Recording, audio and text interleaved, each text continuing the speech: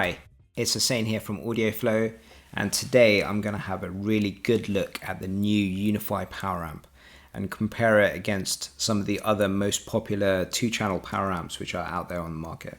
First of all, we have the Unify PowerAmp. Now, this is a particularly interesting product for me because I've been installing Ubiquiti products for about 9 years. I have a UAWA certification. They've been my go-to for Wi-Fi, networking, long-range Wi-Fi, CCTV, all sorts of scenarios. Pretty much every project that I've worked on has had some Ubiquiti products, and I've used them on over 250 sites. But also, I've installed audio for about 7.5 years. I've installed Sonos, Bluesound, Control 4 in high-end residential and commercial environments. So it's really interesting for me to see what Ubiquiti is going to bring to the table in this category, what their first audio product looks like in terms of how it compares to what else you can get. Of course, the de facto standard product is the Sonos Amp. This is by far the most popular two-channel power amp on the market. It's been the go-to for many projects, and of course I've installed over 100 of these. So I know it really well, and I'm really interested and keen to see how the Unify PowerAmp stacks up with this. I'm also going to compare it to the WiiM Amp. So the WiiM Amp is a relatively new player. It's been around for a little while, but when it did come out, it really shook up the market with its incredible price point. The value of this is amazing. So much functionality at a really affordable price.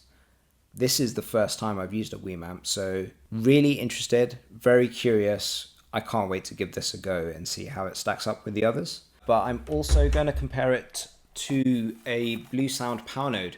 This is a great product. This is my personal PowerNode. I love how it sounds. It's got a really great amplifier in it. This is the full-size PowerNode, the N330 model, not the PowerNode Edge. I've used this as part of my setup for over a year, so I know really in depth how this sounds, how the Sonos Amp is, and I'm really interested and keen to see how the others compare. So let's get into it. This is the system that I'm going to be using to test out these 4 amplifiers. I have a Sony KD65XH9505 TV and also a pair of Monitor Audio Silver 200 7G floor standing speakers. In the cabinet, you can see that this is all connected up to my Bluesound PowerNode, but going to take all of these cables apart, lay out all 4 amplifiers in front of my TV cabinet so I can easily switch between them. Sit back, make some notes, and let's listen to these 4 to see what differences there are. All right, so it's been a couple of days now, and I've been listening to these 4 amplifiers. I've taken a load of notes, and hopefully I can describe to you how these 4 amplifiers sound. I'm a big believer that you listen to music for enjoyment, and the better it sounds, the more enjoyment you get, so sound quality is pretty important. So let's talk about the method. I've been using a Tidal playlist, which I'll link below, and that is connected to the Tidal app on my Sony TV, which is connected via eARC to the Unify PowerAmp.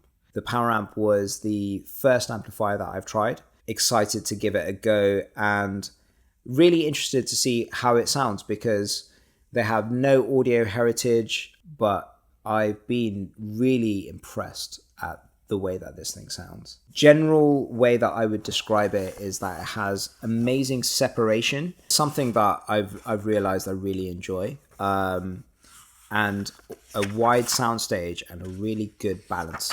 Talking about tracks like Hope Tala, I Can't Even Cry, there's a really amazing separation between a subtle bass line, but the vocals almost seem like they're coming from completely different speakers. Very enjoyable. Love listening to that. With Ariana Grande, Break Up With Your Girlfriend, it's got a massive, heavy hitting bass line, but there is no corruption with the vocals, which again, the vocals kind of sit above the bass. They're really detailed in their own right, and there's a great balance. The bass is not overwhelming. Great fun to listen to.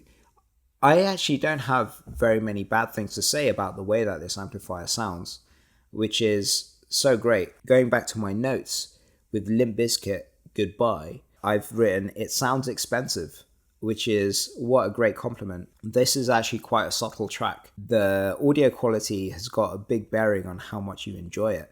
There's a really subtle bass line, and the subtlety in the instruments is quite delicate. It all comes through really nicely through this amplifier, and it's amazing. It sounds great. It's got a clean, light sound. This track actually shows a lot of the differences between these 4 amplifiers because they do present that a little bit differently. I've also been listening to this with TV, just watching TV straight through eARC. All of that switching happens automatically, and it does Dolby Stereo Surround and Atmos decoding in the amplifier as well. Unfortunately, can't really use any of that decoding because when you do, the lip sync is out, which is extremely annoying. I've been watching Loudermilk on Netflix, which is a show that has got a lot of dialogue, and it's extremely irritating to watch that. It is fixable because you can just go into the TV settings and set the audio output to PCM, which only outputs stereo from the TV. That means that the amplifier doesn't do any surround decoding or any Dolby decoding at all, and then everything is in time and in sync. So I can't actually tell any audio quality difference between the TV sending stereo to my amplifier versus the TV sending surround information to my amplifier. It sounds the same to me, so setting it to stereo is a win-win for all. That's the way to go. Kind of makes the surround decoding and the Atmos decoding pretty pointless, to be honest. The next amplifier that I tried was the Sonos Amp. Now, the Sonos Amp is really interesting because it sounds kind of similar in many ways to the Unifi PowerAmp, but on a lot of tracks, the magic is lost. It doesn't have that separation that I'm talking about with the Unifi PowerAmp. It feels like the bass and the vocals and the instruments and everything is all coming from the same place. They're not really separated. The first thing I did was when switching between the Unifi PowerAmp and the Sonos Amp, just unplug my speakers, plug them into the Sonos Amp, unplug the TV and plug that into the Sonos Amp. Now, using Tidal from my TV to the Sonos Amp, I really realized the bass doesn't sound quite right. It's not buttery smooth. It doesn't have that deep extension, and there's like a bit of detail missing in the way that this bass is controlled. But of course, the Sonos Amp doesn't do eARC, it only does ARC, so it's not really a level playing field at that point. I switched my method to just using Tidal Connect. So using my phone with my Tidal playlist and connecting to the Sonos Amp and playing music that way. Bass was so much better. Smoother, but was it quite as good as the Unifi PowerAmp? Listening to it back to back, you can see that it wasn't. As I said, you know, the separation between the bass and the vocals isn't really there. That can clearly be seen on some tracks. There are a bunch of tracks like Yeba, Distance, where it all has a bit of a, it's mastered in a way that it's all quite smooth, and that separation isn't really there on both of these amps. They both sound very similar, but there's a few tracks where it does sound different. Billie Eilish, Your Power, the intro instrumental, some of the magic isn't quite there on the Sonos Amp, unfortunately. Distinctively less enjoyable, I would say, on the Sonos Amp. TV has been really great with the Sonos Amp. It does Dolby decoding and mixes the center channel into the left and right really well. I've never had any problems with lip sync. It has really good, easy to use modes like nighttime mode, where it reduces the loud sounds, and it also has a speech enhancement mode, which boosts the vocals, probably increases the levels of the center channel. Whatever it does, it works really well. I used to use the Sonos Amp for my TV, and it's been brilliant. I would say that if your main use for this amplifier is for TV, I'd definitely give the Sonos Amp a good think. So moving on from there, I then tried out the WiiM Amp. I was quite excited to try this out because, again, at that really aggressive price point, what is it that you're missing out on the WiiM Amp? Is it sound quality? Let's give it a go. I would say it's not quality that you're missing out on. Going back to Billie Eilish, Your Power, it's got clean, beautiful vocals. It comes through really nice. The treble end of music, the instruments and vocals come out amazing. They're really detailed and has a really great soundstage at that end. What you are missing out on is you're just missing out on absolute power. There is a distinct bass drop off here with the WiiM Amp. For music purposes, on speakers like mine, you gotta have a subwoofer. The WiiM Amp with a subwoofer would be a great system. I'd love to put something like that together. With TV, the WiiM Amp doesn't do Dolby decoding, so you do have to make sure your TV is set to PCM. However, the lip sync is perfect, works really well. All the CEC functions all work perfectly. It's a pretty good system for TV, to be honest. Hope Tala, I Can't Even Cry, sounds amazing. It's very enjoyable to listen to, but the bass doesn't really hit, unfortunately, but it's still good fun. Beyonce, Daddy Lessons, has got an amazing big bass drop, but listening to that feels really unfair on the WiiM Amp.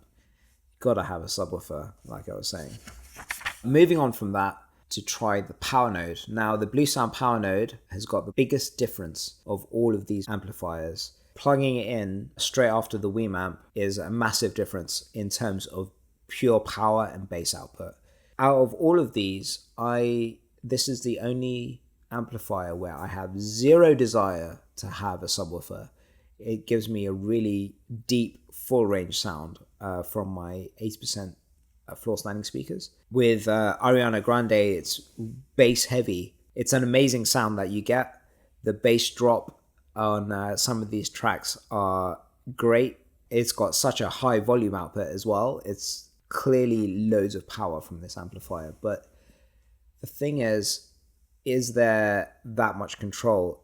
It almost feels like there is a lot of interference that comes from the bass. Vocals aren't separate. It doesn't have the separation of the Unifi PowerAmp. When watching dialogue on TV, male vocals are okay. They definitely have a little bit of a warm sound, but that warm sound also affects female vocals and doesn't quite sound right. That's my take on the PowerNode, which is a little bit disappointing perhaps. With Billie Eilish, Your Power, the underlying bass line is incredible, but the vocals don't really shine through. They're almost muddled up together with the bass. It isn't quite as enjoyable, even though it's clear that there's a lot of power.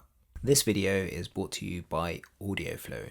Audioflow is a speaker selector. This means that you come out from your amplifier, and instead of going straight to your speakers, you go into the Audioflow and then go out from there to different speakers in different rooms. Of course, like a manual speaker selector, you can turn the speakers on and off by pressing the buttons on the front, but Audioflow is unique in that there's an app, which means that you can turn your speakers on and off from your phone by voice control or from your control system. This is a handy, inexpensive and convenient way to share your bedroom audio into your bathroom or your living room audio into your garden using a single amplifier. It's compatible with all of these integrated amplifiers, and if you'd like to learn more, please check out the link in the description below. Okay, so we've talked about sound quality, but these are integrated amplifiers, and that means that they have built-in streaming and a ton of features. So let's talk about those. We'll start off with the Unifi PowerAmp, and we'll talk about the physical inputs and outputs. So we've got HDMI eARC, that's your high-res connection to your TV. We've got a analog stereo line level connection, so that you can connect something like a turntable with a phono stage. I haven't actually tested this, so I don't know if it's auto sensing, and I don't know if there's much of a delay. Next to this, we have a RCA subwoofer output, so you can connect a powered sub or a sub amp and a passive sub. That's great to see. What's less great is in the app, I can't see anywhere to set a crossover, sub levels, phase control, any of the stuff that you'd need to set up a subwoofer correctly. So without that, I definitely wouldn't be using a Unifi PowerAmp with the subwoofer. There is 2 network connections. So it has a built-in 2-port switch, which makes it pretty clear that Ubiquiti have been copying Sonos's homework. It has built-in 802.11 AC Wi-Fi. So you can connect that to your network and use Spotify Connect and Apple AirPlay too. Compared to the other amplifiers in this review, that is a pretty lightweight feature set. But actually, it's a solid baseline and it's probably enough for the majority of people. The reality is that most people use Spotify and AirPlay, and this just has all of those people covered. Unique amongst these amps is that the PowerAmp has a really sweet little screen. It is clear and simple and allows you to quickly adjust the volume and view some basic information.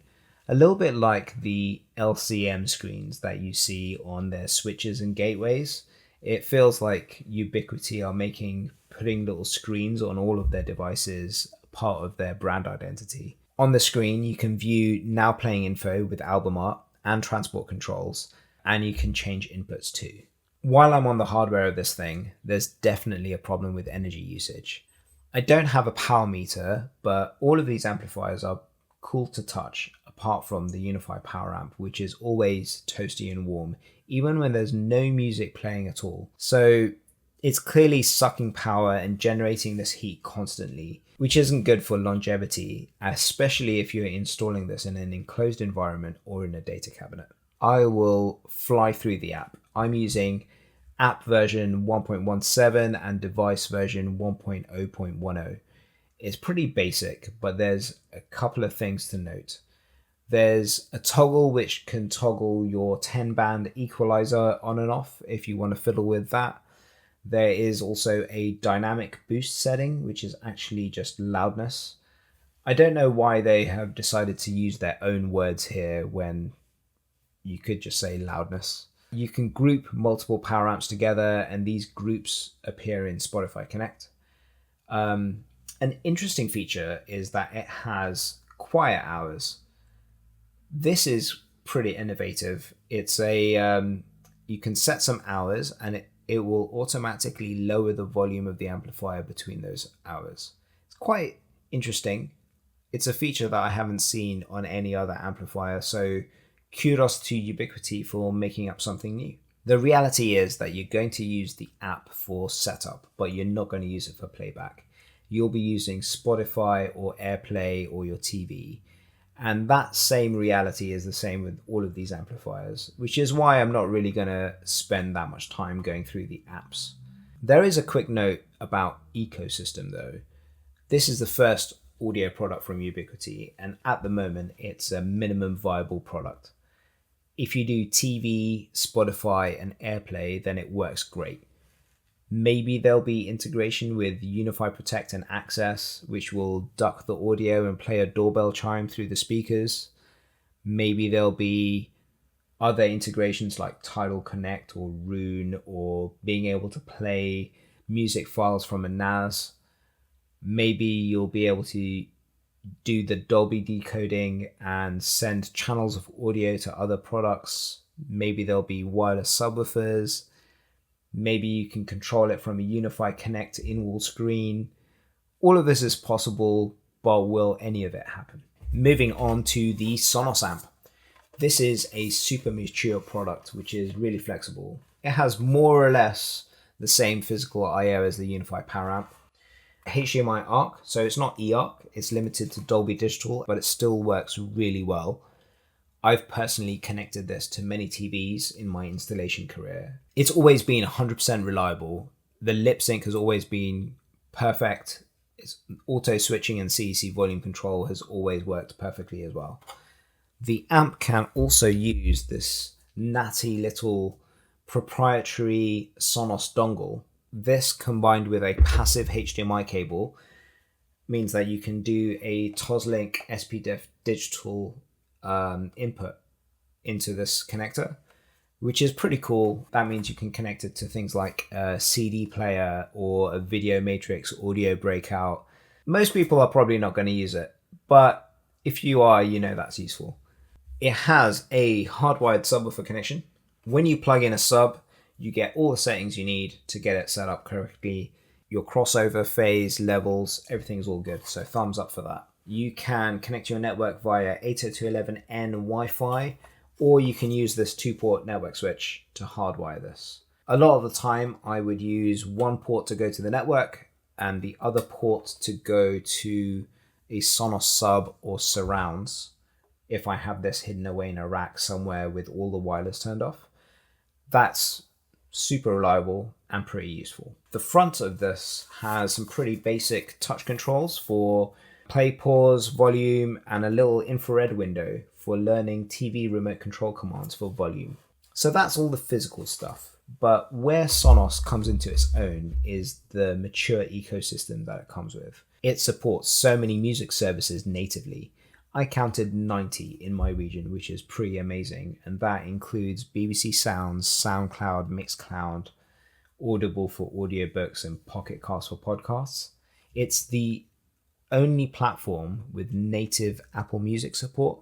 So if you want to play Apple Music in great quality without draining the battery on your iPhone by using AirPlay, this is by far the best choice. There's also a hardware element to the ecosystem as well, because a Sonos amp can be paired to a Sonos sub. It can also decode and send surround sound audio to rear Sonos speakers and IKEA speakers, either wirelessly or with network cables, and in my experience, it's the most reliable system for doing all of that. It's awesome. But I kind of did wonder whether I could get through this video without talking about the massive mess that Sonos have gotten themselves into in 2024. They're the company that practically invented multi-room audio as we know it. They brought quality products to the masses over 20 years. They've been known as a system which is easy to use and reliable. Well, unfortunately, they put their solid reputation down the toilet recently by updating all of their customers to an app that was incomplete and super buggy. So that caused massive issues for their loyal customers. And I have a really simple system because myself, I own a Sonos 5, which I really enjoy in my kitchen. The new app takes ages to load, even with one speaker. And when I took my Sonos amp off my shelf for this video, it failed to link to my account twice. I had to enter the PIN multiple times. I had to mess around more than any of these other products to get it online onto my network. And when I did, I'm fumbling around with the app. I still can't figure out how to swap between the Sonos amp and the speaker in my kitchen. It's a car crash. I'm pretty confident they will sort it out, but way to go for destroying the values that this company is known for. Now moving on to the Bluesound Powernode.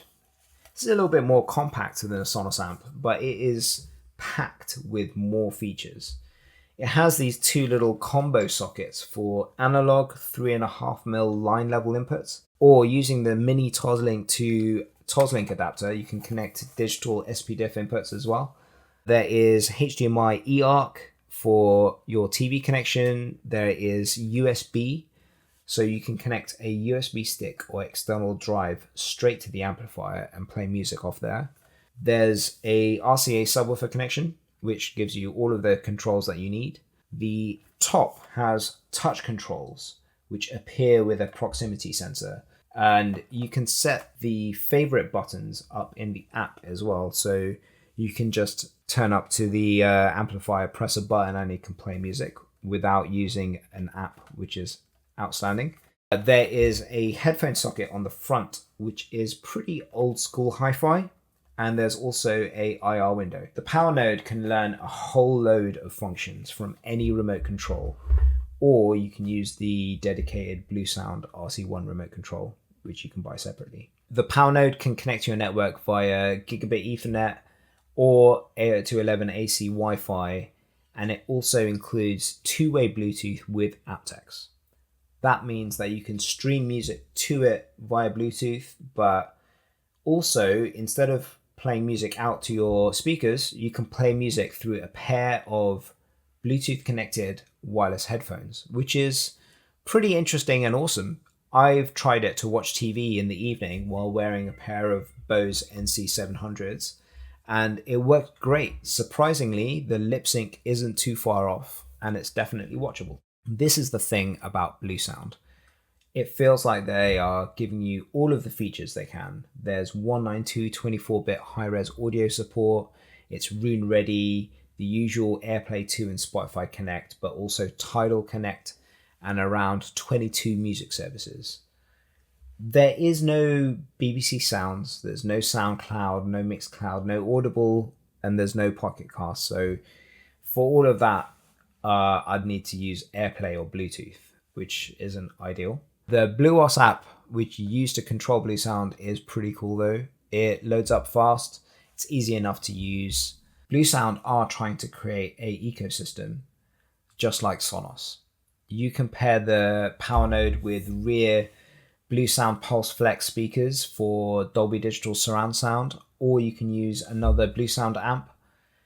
Although it's technically possible to do this wireless, I would recommend that for best performance, you wire those products all to your home network.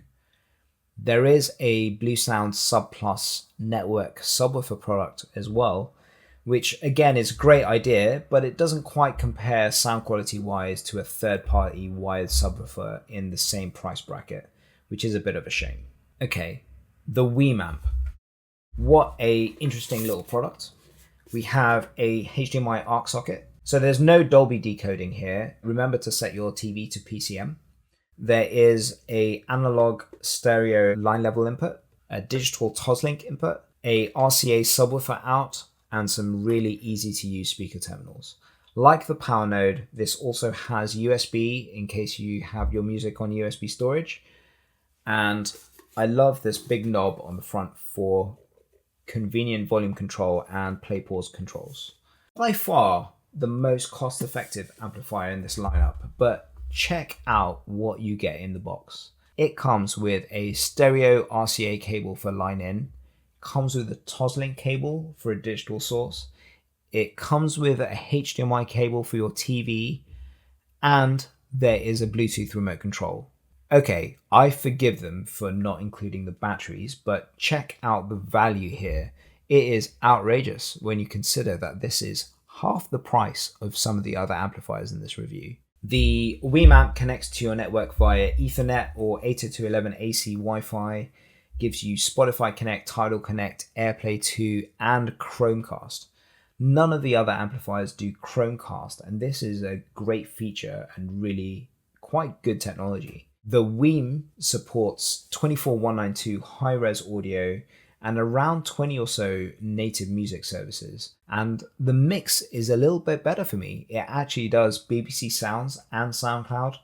It also has Bluetooth and two-way audio, so you can use Bluetooth headphones just like Bluesound. The WiiM Home app is really nice in that it is fast, clear, and simple, which is a great user experience. It's also very comprehensive. There's a 10-band EQ, but in the tradition of trying to one-up everything else, it even does room correction. So it does this using the microphone in my phone, which is wild. I guess it's tone control rather than timing control. It's something that I haven't actually tested, but if it works well, it's a great shortcut or starting point to getting a subwoofer integrated into your system, or if you have a difficult room or some colorful speakers. It's a really solid feature set. There isn't much of an ecosystem really, so there's no surround decoding, rear speakers, wireless subwoofer, any of that kind of stuff. But again, it depends on whether that is actually something that you're looking for. Right, so you're probably wondering whether I'm going to give some kind of a conclusion. Well, I think all of these amplifiers are really good in their own way.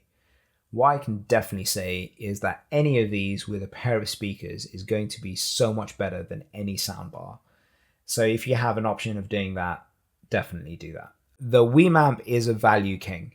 It does everything you want from an integrated amplifier. However, I would budget for a subwoofer to go with this amp. I wouldn't use it for big speakers. for a little pair of bookshelf speakers or perhaps some ceiling speakers, really great option. The next up price-wise is the Unifi PowerAmp.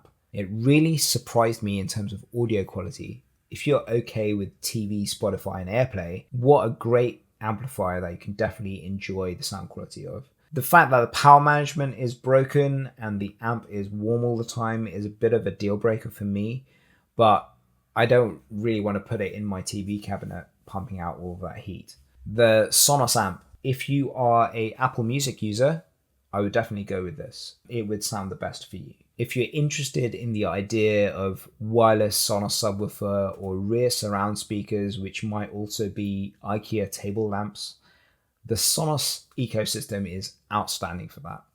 Even though the app is a little bit of a mess, it's something that they are scrambling to fix. So I'd say it's still a solid choice. Then there's the Bluesound Powernode. Perhaps you're after a system that has more power. You want to use bigger speakers. You're interested in the high-res audio experience. The music you listen to suits having a bit of a warmer sound. This could definitely be the right amplifier for you. It is flexible and powerful.